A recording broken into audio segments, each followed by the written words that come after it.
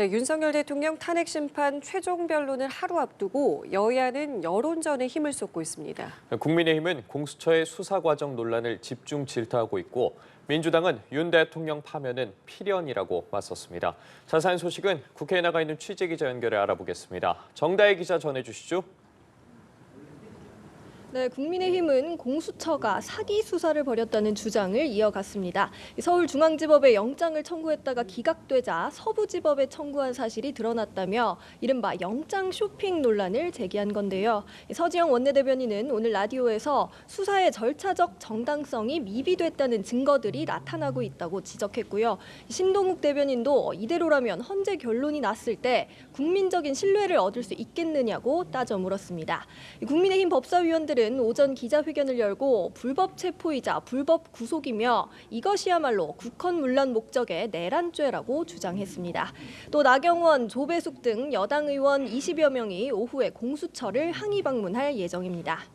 반면 민주당은 상식에 기반할 때 대통령 파면은 필연이라고 목소리를 높였습니다. 박찬대 원내대표는 오전 회의에서 헌법재판소를 향해 극우 세력의 외압에 흔들리지 말고 합리적인 결정을 내려달라고 당부했습니다. 그러면서 헌재가 기각한다면 앞으로 어떤 대통령도 기분 나쁘면 군대를 동원해도 괜찮은 나라가 될 것이라고 꼬집었습니다. 국민의힘을 향해서도 법치를 부정하는 극우 정당이라는 사실이 확연하게 드러났다고 맹비난했습니다. 민주당은 오늘 법사위 소위에서 명태균 특검법을 심사해 이번 주 본회의에서 처리하는 등 탄핵 정국 막바지 고삐를 조인다는 계획입니다.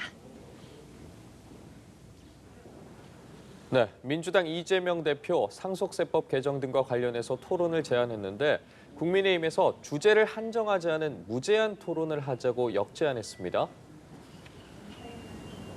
네, 이재명 대표가 제안한 상속세 등 세제 개편 토론에 대해서 국민의힘이 주제를 한정하지 말고 무제한 토론을 벌이자고 역제안했습니다. 이 토론에 찬성한다며 상속세뿐 아니라 모든 현안에 대해서 끝장 토론을 할 것을 제안한다고 밝힌 겁니다. 이 토론 성사 여부와 별개로 여야는 오늘도 세금과 연금 개혁 등 민생 경제 현안을 놓고 치열한 신경전을 벌였습니다. 우선 이재명 대표는 오전 회의에서 국민의힘이 고집을 부려서 연금 개혁 합의가 되지 못했다며 신속한 처리를 촉구했습니다. 동시에 상속세 논의도 재차 띄웠습니다. 이 대표는 28년 된 기초공제, 일괄공제 기준을 조금만 올리자는데 여당이 왜 딴지를 거냐고 비판했습니다. 이어 국민의힘은 최고세율을 인하하지 않으면 동의할 수 없다는 건데 행패 아니냐, 무엇이 서민을 위한 것이냐 따져 물었습니다.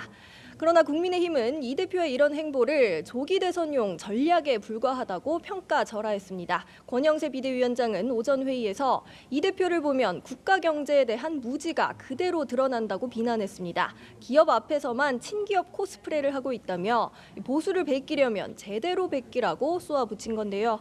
권성동 원내대표도 우클릭은 말잔치에 불과하다며 변호사 시절 검사 사칭 의혹에 이어서 당대표가 되어서 보수를 사칭하고 있다고 비난했습니다. 지금까지 국회에서 전해드렸습니다.